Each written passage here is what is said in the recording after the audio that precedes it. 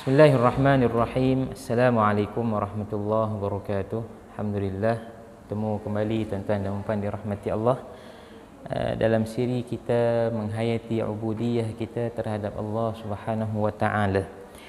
Insya-Allah setelah kita pada yang pertama hari itu menerangkan tentang maksud ibadah, tujuan ibadah, maka hari ini saya akan nakalkan beberapa garis panduan atau perincian yang disebutkan oleh Syekh Muhammad Ad-Doktor Muhammad Ratib An-Nabulsi dalam kitabnya Ta'ammulat fil Islam, dalam menyatakan tentang ahdaf, matlamat kita beribadah dan kenapa ibadah itu dianjurkan kepada kita oleh Islam, oleh syarak. Tuan-tuan dan puan dirahmati Allah, ghayah, kemuncak ataupun tujuan yang agung daripada ibadah ini, pertamanya ialah al-ibadatu ghidha'un nafs. Ibadah ini adalah bekalan dalaman kita, makanan rohani kita, kerana kita jangan lupa bahawa kita ini diterkib, dipasang pada kita dua unsur, atau Allah cipta kita dalam keadaan memiliki unsur dalaman dan unsur luaran, ruh dan jasad. Dan dalaman itu apa yang bermain pada akal dan juga hati kita.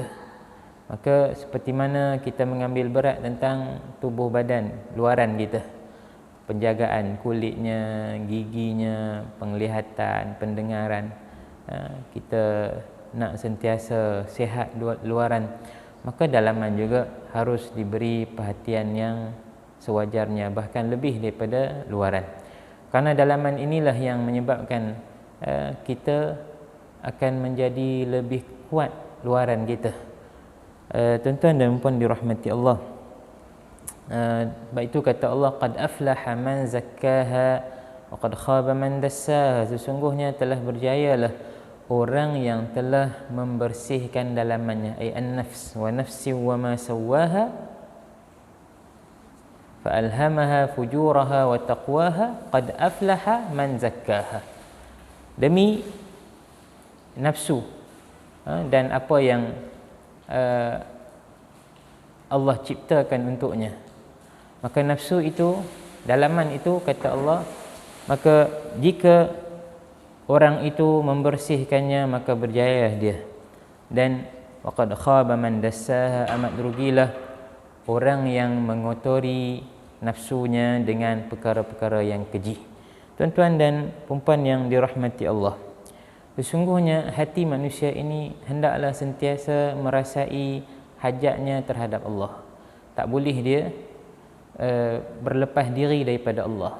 Sekira-kira seperti yang telah kita sebut, bagaimana seseorang itu jika dia berasa tenang dengan apa yang ada di tangan dia berbanding dengan apa yang ada di tangan Allah, dia telah keluar daripada al-ubudiyah. Tuan-tuan dan puan yang dirahmati Allah, maka perasaan itu haruslah perasaan yang menetap sentiasa dalam hati kita setiap masa, sama ada dalam keadaan kita senang atau susah, sakit atau sihat, tenang ataupun serabut fikiran kita, haruslah kita merasai hajat kita kepada Allah, berhajatnya, perlunya kita kepada Allah Subhanahu wa taala saat kita berada di kemuncak kuasa. Maka jangan lihat kepada arahan aku wajib dilakukan, ramainya orang-orang yang akan bertindak dengan arahan dia, ramainya orang-orang yang melakukan suruhannya, tapi dia kekal sebagai hamba Allah, dikekal sebagai orang yang berhajat kepada Allah Subhanahu wa taala. Maka dia tidak boleh memenuhkan hatinya dengan sesuatu selain daripada berhajat kepada Allah, dan hendaklah dia sentiasa menjaga hubungan baiknya dengan Allah. Dan inilah jauharul ibadah,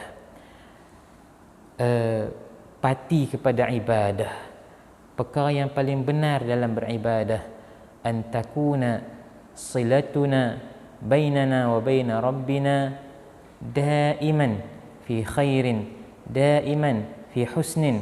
Hendaklah alaqah, hubungan kita dengan Allah sentiasa berada dalam keadaan yang baik, keadaan yang diredai oleh Allah Subhanahu wa taala. Moga-moga Allah Subhanahu wa taala kurniakan kepada kita kesungguhan untuk melaksanakan ibadah, untuk kita penuhi tuntutan yang pertama atau matlamat yang pertama, iaitulah ibadah adalah makanan dalaman kita.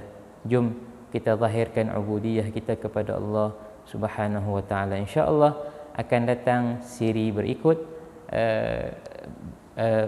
matlamat yang kedua, kenapa kita harus menyembah Allah Subhanahu wa taala. Insya-Allah wallahu alam.